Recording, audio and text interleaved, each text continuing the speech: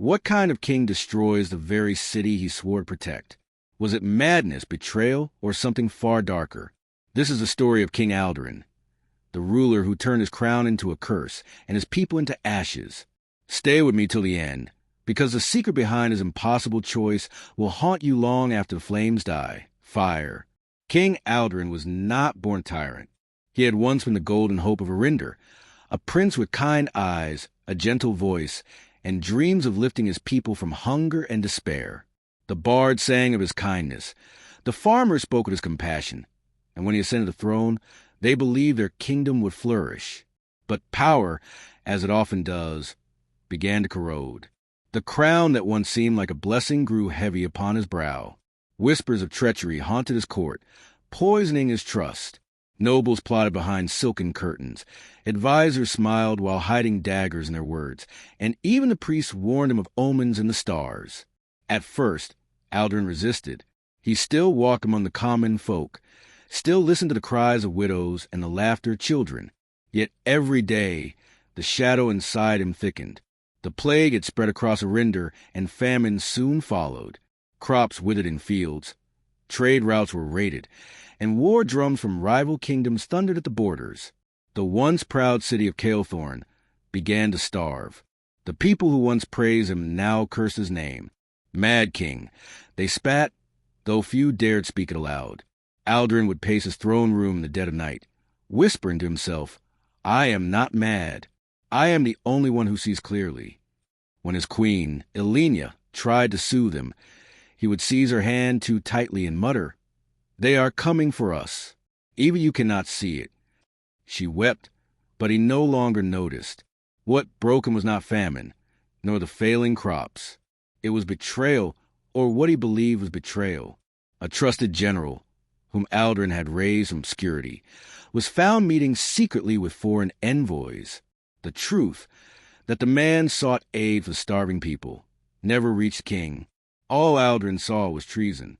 That night, he executed his general in the public square, his voice trembling as he declared, "Better one traitor burn than 1,000 more rise." The people recoiled in horror.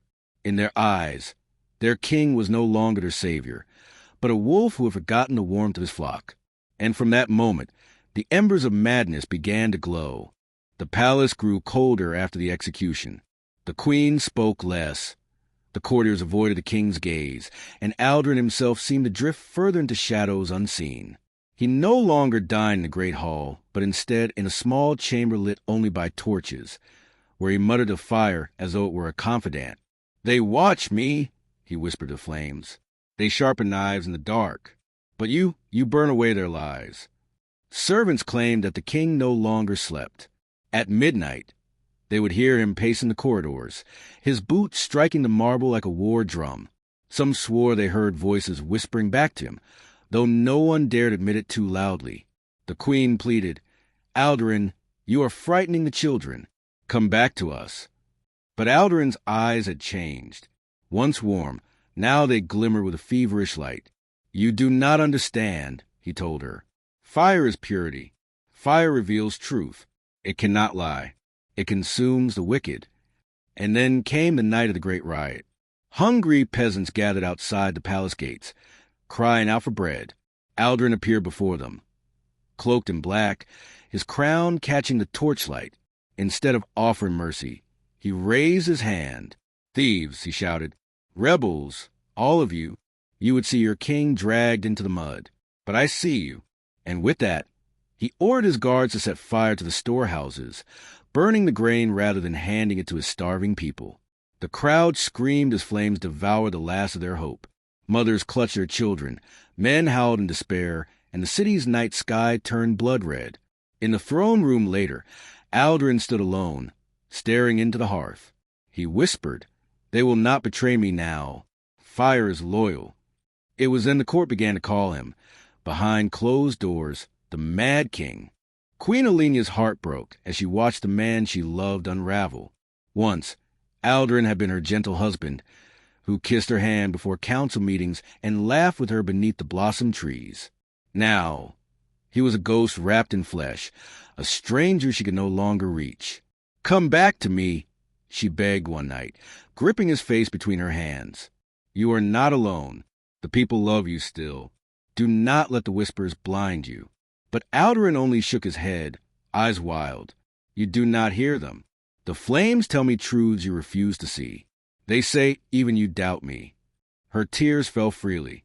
"I doubt your choices, not your heart." But the distinction was lost on him. Desperate, Elenia sought out the priests, begging them to help. They performed rites of cleansing, burning incense, chanting prayers, but Alderyn would not listen. He banished them, declaring them liars in holy robes. Then came the day the palace itself turned against him, or so he believed.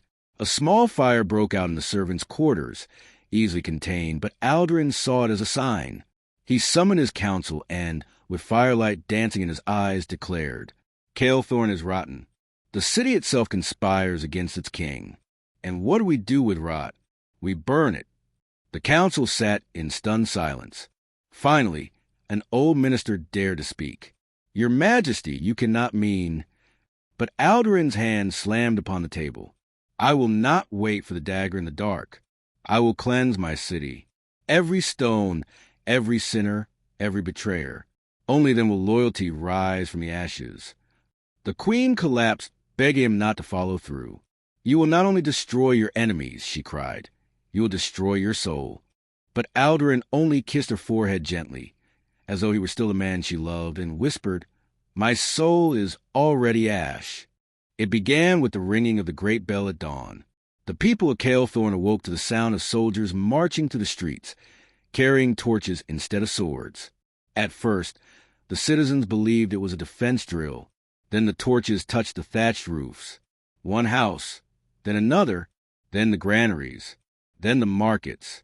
Panic erupted. Families ran into the streets, clutching their belongings, screaming as flames leapt from wall to wall. Mothers shielded infants with their cloaks. Old men stumbled on crumbling cobblestones, and the air thickened with black smoke. From the balcony of his palace, Alderyn watched as the inferno spread. His crown gleamed in the fiery glow, and his eyes shone with a terrible triumph. "Do you see?" he roared to no one and everyone. "They cannot betray me now. Fire takes all. Fire is loyal." The queen fell to her knees beside him, clutching his arm. "Please, Alderyn, stop this. You are killing your own children." But Alderyn's mind was far gone. He lifted his hands as though conducting an orchestra, and the city below answered with a symphony of screams. As the sun sank, Caelthorn was no longer a city, but a grave of burning stone. Thousands perished, men, women, children, all swallowed by the flames of their king's madness. And yet, as the final towers collapsed, Alderyn smiled. "Now it is done. The city is pure." But the silence that followed was not purity. It was emptiness. Chapter 5, The Last Ember. The once great city of Caelthorn lay in ruins. Smoke curled into the sky like morning veils, and the stench of charred flesh hung heavy in the air.